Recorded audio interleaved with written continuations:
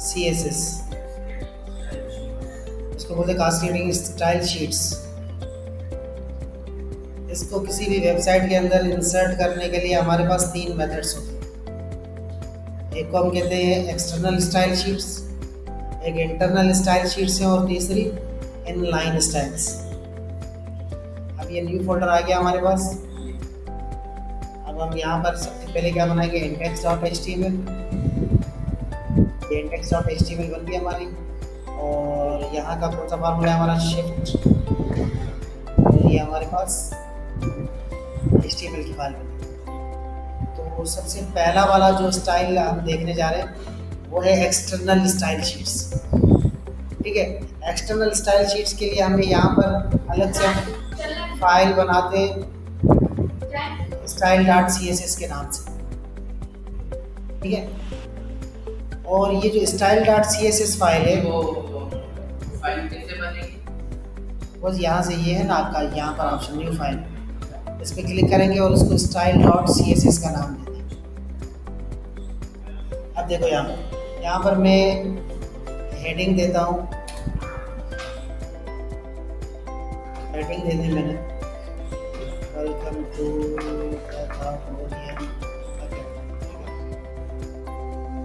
अब मैं क्या चाह रहा हूँ, ये जो बाहर वाली style.css है ना, मैं अपनी CSS पूरी की पूरी इस पर लूँ।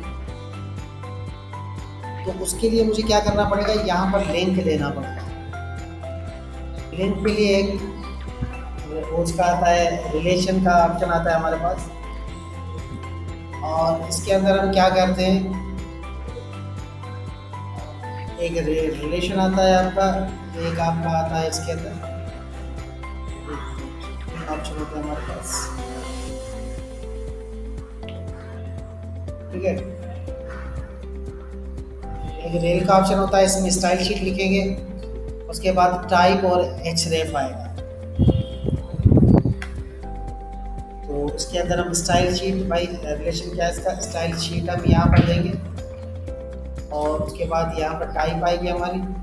टाइप के अंदर हम क्या लिखेंगे, टेक्स्ट CSS, और href के अंदर क्या करना है, आपने अपनी ये वाली फाइल देनी है।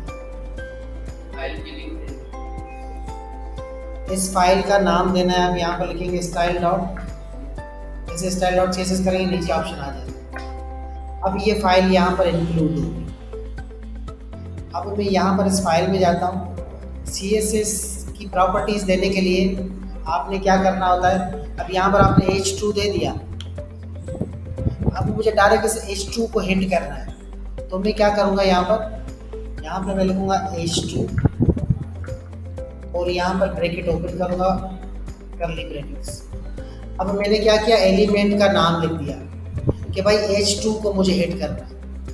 और यहाँ पर मैं चला जाता हूँ कलर की प्रॉपर्टी, और उसको कलर में दे देता हूँ। देखिए यहाँ पर मैंने कोई CSS नहीं लिखी, इसको मैंने क्लोज कर, ठीक है। अब यहाँ पे मैं जाता हूँ index.html पर कॉपी पाथ करता हूँ, और अब जाता हूँ मैं गूगल पे, और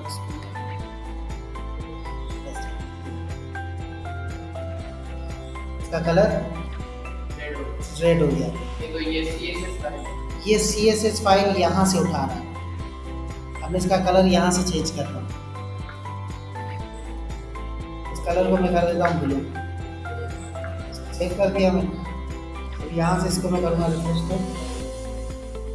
अब मीन्स अलग से एक्सटर्नल एक फाइल बना दी हमने, और उसी एक्सटर्नल फाइल को ये यूज़ करता हुआ उसकी प्रॉपर्टीज़ को रिफ्लेक्ट कर, मैंने सिर्फ उसका एक लिंक दे दिया। इसका फ़ायदा क्या होता है कि मेरी एक वेबसाइट है, उसमें मल्टीपल एक जैसे पेज है, कंटेंट अलग अलग है, हेडिंग्स सेम है, उनके कलर सेम है, स्टाइल सेम है।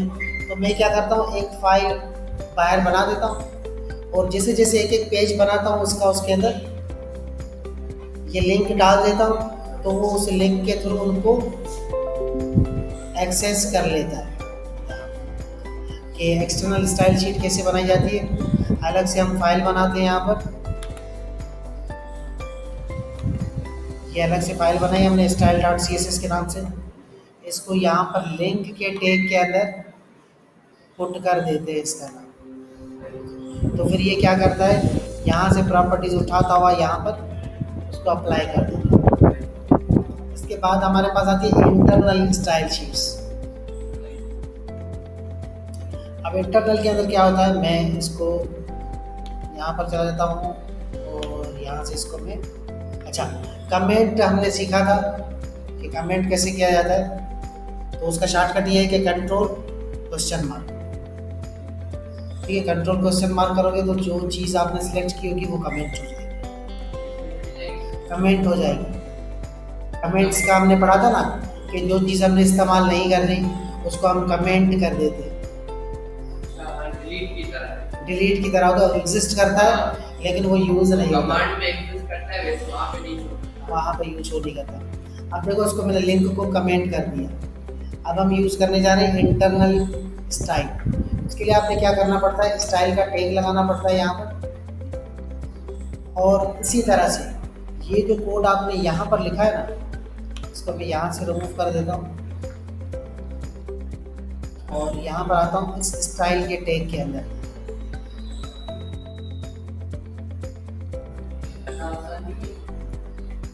नहीं, ये हर एक की अपनी अपनी वो होती है। अब यहाँ पर स्टाइल के अंदर, अब यहाँ पर मैं इसका मतलब उसमें पूरा एक बंदा जो बना रहा है उसने पूरा अलग से स्टाइल का ही बना दिया, एक ने उसी में ऐड कर दिया पूरा।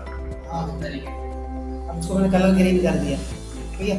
यहाँ पर कुछ भी नहीं किया मैंने बस वही जो एक्सटर्नल स्टाइल शीट बनाई थी ना, उसको यहाँ पर स्टाइल के टैग के अंदर मैंने इसकी प्रॉपर्टी H2 को हिट किया और उसका कलर क्या कर दिया, मैंने ग्रीन कर दिया। तो ये इंटरनल है ये इंटरनल CSS का और वो वाला एक्सटर्नल वो एक्सटर्नल था। अब यहाँ पर देखो मैंने जैसे इसका रिफ्रेश किया तो उसका कलर ग्रीन हो गया। पहले मैंने एक्सटर्नल फाइल बना के उसको स्टाइल चेंज किया था, अब मैं उसी index.html के अंदर इंटरनली इसको यूज़ कर रहा हूँ। और तीसरा हमारे पास होता है इनलाइन स्टाइल शीट।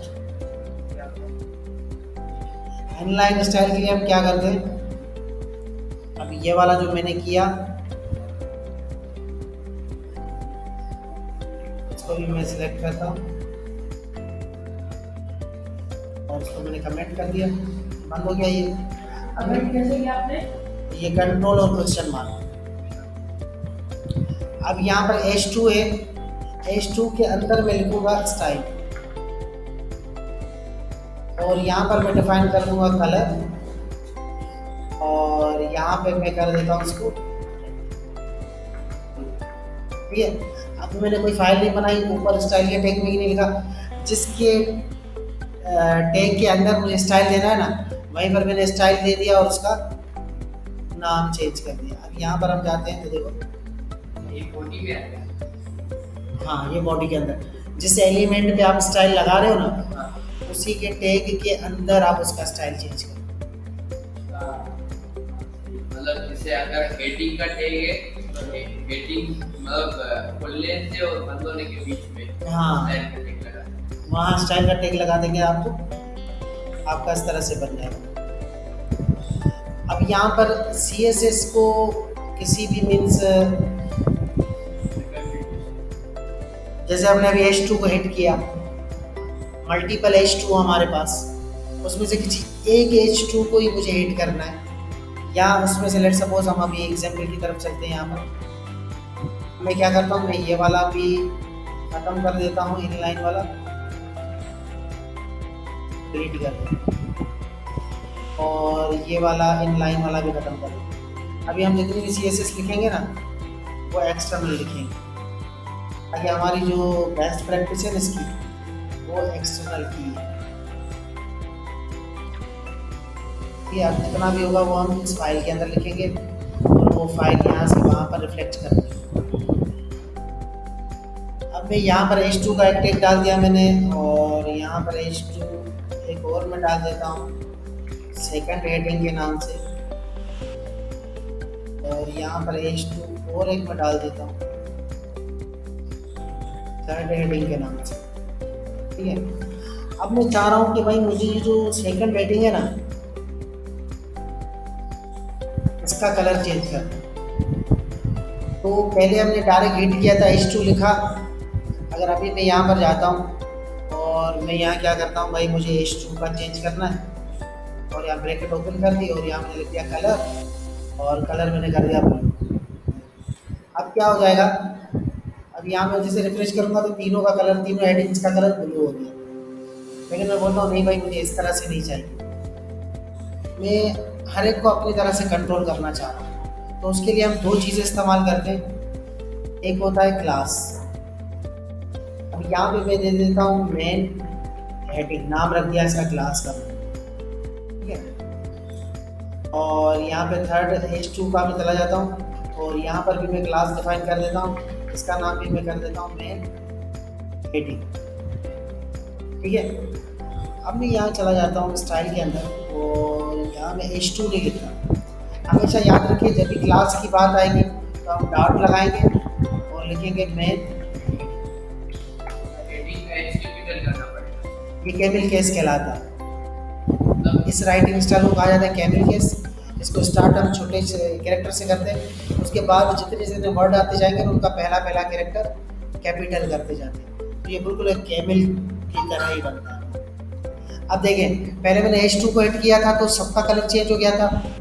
अब मैंने क्या किया, दो H2 थे उनको क्लास डिफाइन कर दी मेन हेडिंग की। ये भी देखो मेन हेडिंग है और ये भी क्या लिखा हुआ है, मेन हेडिंग,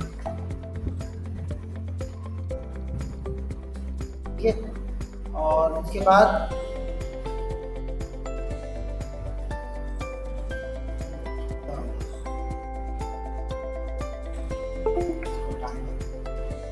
ठीक है, तो यहाँ पर मेन हेडिंग को मैंने दे दिया। अब हम चलते हैं यहाँ पर और यहाँ चलकर मैं इसको रिफ्रेश करता हूँ।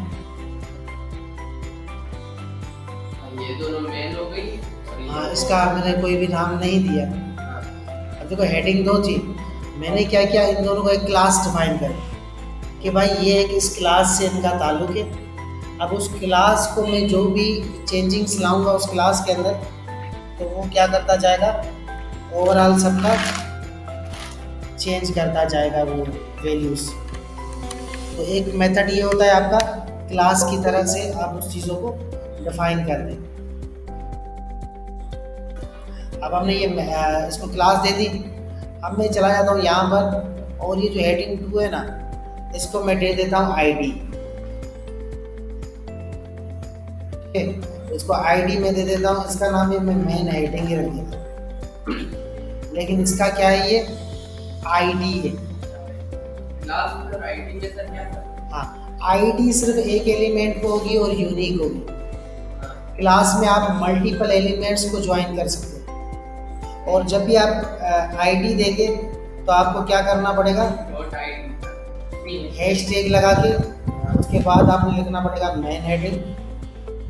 अब मैं यहाँ पर कलर को डिफाइन करता हूँ और यहाँ पर मैं इसको कलर ब्राउन देता हूँ। हैश टैग जो ID को, अगर आप किसी ID को ऐड करना चाह रहे हो तो आप हैश टैग लगा के उस ID का नाम लिखोगे तो वो डायरेक्टली। अब हमने इसको ब्राउन कर दिया। अब यहाँ पर हम आएंगे, वो देखो सेकंड हेडिंग है ब्राउन। और सर अगर जैसे ये है ना सेकंड हेडिंग, इसमें हम कोई लिंक लगाना चाहते हैं तो आप लिंक लगा सकते हैं। लिंक तो आपको HTML से लगाएंगे ना, तो यहाँ से नहीं लगेगा। यहाँ से नहीं लगेगा, आपको इस हेडिंग के अंदर लिंक लगाना है। तो आप यहाँ से एंकर टैग ओपन कर दोगे।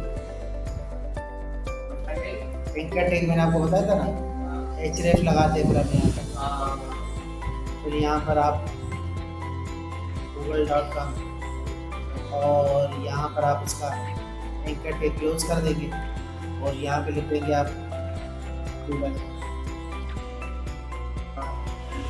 ठीक है। और उसको सेव कर दिया मैंने और यहाँ पर हम आ जाएंगे तो ये गूगल का लिंक आ गया।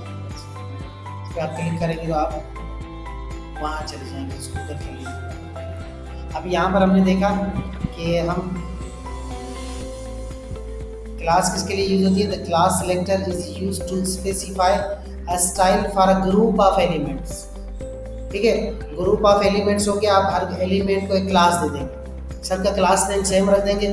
फिर सिंपल जाके आप स्टाइल शीट पे वो क्लास नेम लिखकर उसका जो कलर, बैकग्राउंड कलर जो भी करेंगे ना, उस क्लास के एलिमेंट को ही जाके हिट करेगा। लेकिन आईडी का सिलेक्टर क्या करता है, is used to specify a style for a single unique element. उसके अंदर कोई ना कोई एक यूनिक एलिमेंट होगा और वो जाकर वहां पर उसको हिट करेगा। इसमें यूनिक एलिमेंट होता है इसमें जैसे ये ना, इसमें class selector is used to specify a style for a group of elements. मतलब ये बात नहीं समझ आई, ग्रुप कौन सा है, यूनिक कौन सा है, सिंगल यूनिक नहीं। अब देखो यहाँ पर है ना, अब ये दोनों जो थी हमारे पास, इसको और इसको एक क्लास दे दी मैंने, लेकिन आईडी सिर्फ मैं एक बना सकता हूँ। ये आईडी जो मेन हेडिंग है ना, ये मैं किसी और को नहीं दे सकता। ये बस इससे H2 को मिल गई, दैट्स इट। आईडी एक से ज़्यादा नहीं हो सकती। अगर हम ऐसे करें कि H2 फिर से लिखें और ID इज इक्वल टू ये मेन हेडिंग तो वो किसी एक आईडी को हिट करेगा, दो को नहीं करेगा। दो नहीं, यूनिक होगी। और क्लास में दो भी हो सकती है तो हाँ, ज़्यादा हो सकती है। आपको ज़्यादा एलिमेंट्स है, उनको एक ही स्टाइल देना है, सबको क्लास दे दो, ठीक है। लेकिन कोई एक मखसूस एलिमेंट है, उसका स्टाइल चेंज करना है, तो उसको आईडी देकर फिर उस आईडी को हिट करना। आईडी यूनिक होगी, क्लास आपका कितनों को भी मिल सकता है। क्लास में कोई इशू नहीं आता, ठीक है। इसके बाद हमारे पास आती है CSS background property. Background property के लिए मैंने क्या किया है, पहले एक सिंपल सा ये कोड लिया है, ठीक है। अब मैं इसको पहले तो कमेंट कर देता हूँ ताकि आपको पहले सिंपली पता चले कि ये हो गया। इसको और इसको मैंने कमेंट कर। अब मैंने आपको बताया था, ये यहाँ से कमेंट कर।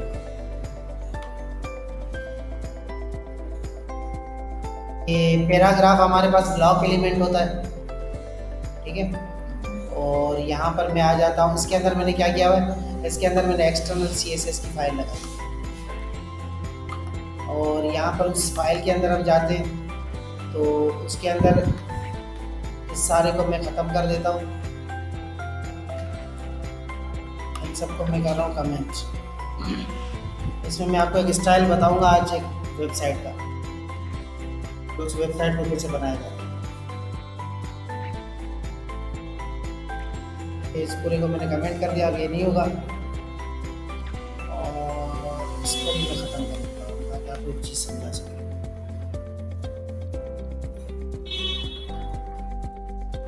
और ये इंडेक्स पर हम आ गए, इसको कॉपी पास कर लेते हैं, और यहाँ पर आकर हम इसको पेस्ट कर। तो सिंपल एक तरह का हमारे पास एक पैराग्राफ है, ठीक है। तो ये सिंपल एक पैराग्राफ का टैग उठाया मैंने, और ये पैराग्राफ पूरा मैंने लिख लिया। अब मैं क्या करता हूँ, यहाँ पर एक डिव बनाता हूँ। डिव बनाने का क्या होता है, एक डिव ओपन करें, क्लोज करें। डिव क्या है आपका, एक ब्लॉक एलिमेंट है।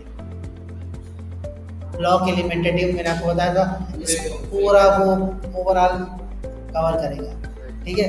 और इसको मैं एक क्लास दे देता हूँ, जैसे डिव को, इसके अंदर कुछ भी नहीं लिखा हुआ मैंने, इसको मैं क्लास दे देता हूँ इमेज डिव के नाम से, कोई भी एक क्लास दे देंगे इसको, ठीक है। अब देखिए मैंने आपको बताया क्लास को ऐड कैसे करेंगे, डॉट के साथ। और यहाँ पर हमारे पास क्लास कौन सी है, डिव की क्लास है इमेज डिव के नाम से, ठीक है। तो यहाँ मैंने लिखा है डॉट इमेज डिव, और ये जो बॉक्स है इसकी विड्थ मैंने कितनी रखी, 100, और हाइट क्या रखी, 100 VH, विजुअल हाइट, ठीक है। जो विजुअल हाइट होती है ना, लैपटॉप पर अलग होती है, मोबाइल पे अलग होती है, टैबलेट पे अलग होती है। तो अगर आप हाइट उसकी 100 VH लिख देंगे ना, तो जितने जो डिवाइस, जिस डिवाइस पे वो आप वेबसाइट देख रहे हैं, उतनी हाइट बन जाएगी। अगर VH ना लिखें तो परसेंटेज आप डालेंगे ना, तो फिर आपकी वेबसाइट एडजस्ट नहीं होगी। कुछ वेबसाइट्स आपने देखी होगी जो मोबाइल पे अलग तरीके से खुलती है, तो कंप्यूटर पे अलग तरीके से खुलती है, ठीक है। उनके अंदर VH का दिया जाता है, तो ये डायनामिक वेबसाइट बन जाएगी आपकी। नहीं तो आपकी वेबसाइट डायनामिक नहीं रहेगी, ठीक है।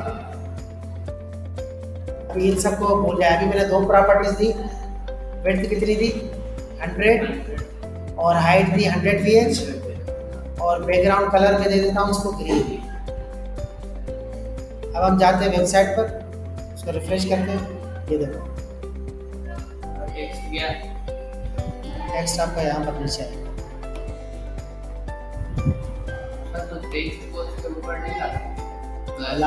ला सकते हैं। अभी मैं टेक्स्ट को भी रिमूव कर देता हूँ यहाँ से, ताकि हम पहले एक चीज़ को देख लें।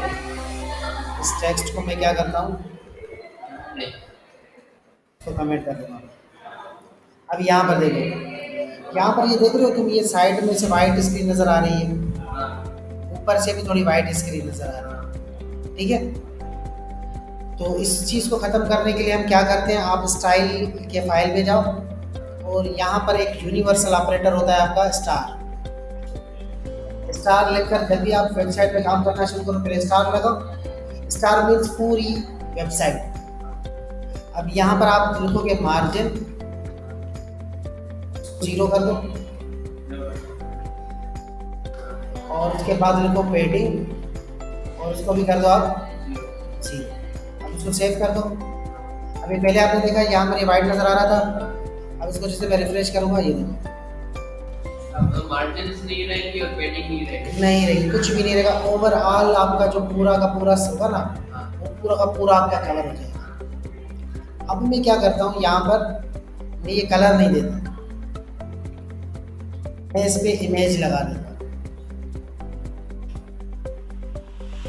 ठीक है। अब मैंने यहाँ पर इमेज लगा दिया। अब देखते हैं,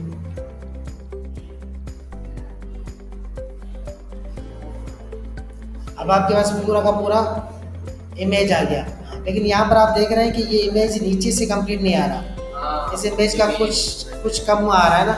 तो इस चीज़ को कंट्रोल करने के लिए हम क्या करते हैं, ये वाली प्रॉपर्टी यूज़ करते हैं, background size 100% into 100%। Means vertical भी 100% आया, हॉरिजॉन्टल भी 100% आया। अब देखो,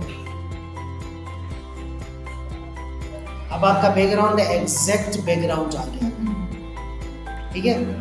उसके बाद क्या आता है आपका, अभी आपने बोला था कि अगर मैं यहाँ से इस इमेज को एक्टिव कर देता हूँ, ये जो इमेज नहीं, ये पैराग्राफ था मेरा, पैराग्राफ को मैं क्या करता हूँ, इसमें से मैं कमेंट हटा देता हूँ, ऊपर से और कमेंट लगा देता हूँ, ठीक है। इसका मैं कमेंट यहाँ से जाकर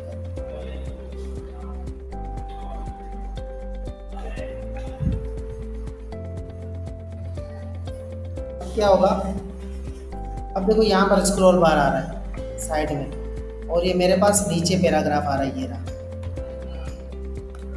अब मैं चाह रहा हूँ ऐसा नहीं हो, मैं चाह रहा हूँ ये पैराग्राफ तस्वीर, ये स्क्रॉल बार नहीं चाहिए मुझे।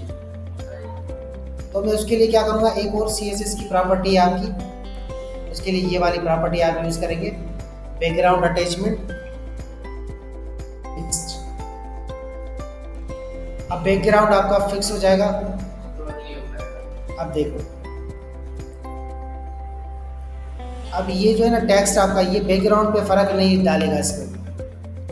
ये देखो बैकग्राउंड आपका नहीं मूव कर रहा, बैकग्राउंड आपका वही फिक्स है, लेकिन टेक्स्ट आपका ऊपर नीचे हो रहा है। पहले हम नीचे कर रहे थे तो वो हमारा मूव होता जा रहा था। अब देखो एक टाइप आती है वेबसाइट्स की, उसको हम देख लेते हैं। अब मैंने क्या किया, पहले डिव ऊपर बनाया था, अब मैं एक डिव बनाता हूँ नीचे,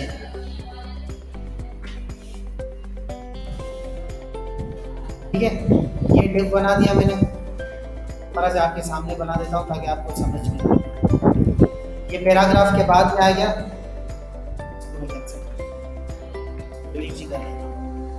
ताकि आपको ठीक है। पहले ये डिव बनाया हमने, इस डिव के अंदर हमने पिक्चर डाल दी, उसके बाद हमने ये पैराग्राफ बना लिया। अब मैं यहाँ पे नीचे चला जाता हूँ, एक और डिव बना दी, लेकिन इसको मैं क्लास दे देता हूँ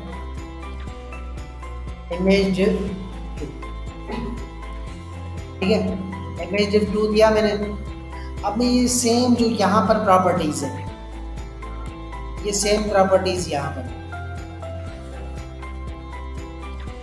और यहाँ पर मैंने एक और क्लास बना दी कौन सी, डॉट के साथ इमेज div 2 की क्लास।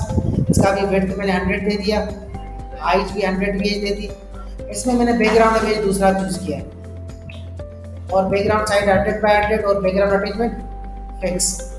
अब देखो क्या होता है। अब हम यहाँ पर आ गए, इसको मैंने रिफ्रेश मारा, कुछ नजर आया? कुछ नहीं हुआ। अब देखो, अब मैं जैसे इसको नीचे करूँगा, ये देखो आपका जो कंटेंट है वो बीच में ही मूव करेगा, लेकिन आपकी वेबसाइट के दो अलग अलग इमेज हो, बिल्कुल स्लाइड शो की तरह। अब इसके अंदर एक और पैराग्राफ लगा दिया आपने एक और, तो जैसे बंदा नीचे पढ़ता हुआ जाएगा ना, पीछे स्क्रीन पूरी चेंज होती जाएगी उसकी। आप जितनी पिक्चर्स दें नीचे से बटन हो, यहाँ बीच में बटन लगा दें, बीच में टैग लगा दें, तो आपकी वेबसाइट के अंदर क्या होगा, जो ऊपर जाएंगे तो एक और इमेज आएगा, जैसे ही वो आपकी वेबसाइट के नीचे जाएंगे तो यहाँ पर आपका इमेज पूरा एक नए ही हो जाएगा। ठीक है, तो इसकी प्रॉपर्टीज क्या है? सर इसकी कोई लिमिट होती है क्या? नहीं अनलिमिटेड है, जितना भी आप डालते जाएं इसको। और ये जो कमेंट्स हुई है ना, ये आपने यूज़ नहीं करना। ठीक है, आपने सिर्फ ये जो एक्टिव है ये प्रॉपर्टीज यूटिलाइज करनी। ये जो कमेंट हुई हुई प्रॉपर्टीज है, ये बैकग्राउंड इमेज के साथ खेलने की प्रॉपर्टीज है। ये मैं आपको बताऊंगा कि ये प्रॉपर्टीज आप इमेज को इधर कैसे लेके जाएंगे, बीच में छोटा इमेज है, मल्टीपल इमेजेस कैसे लगा देंगे, बीच में कैसे रखेंगे, घुमाएंगे फिराएंगे कैसे, उसकी प्रॉपर्टीज ये है। अभी सिर्फ आपका ये काम है कि आप बिल्कुल इसी तरह की वेबसाइट बनाओगे 2 या 3 इमेजेस के साथ।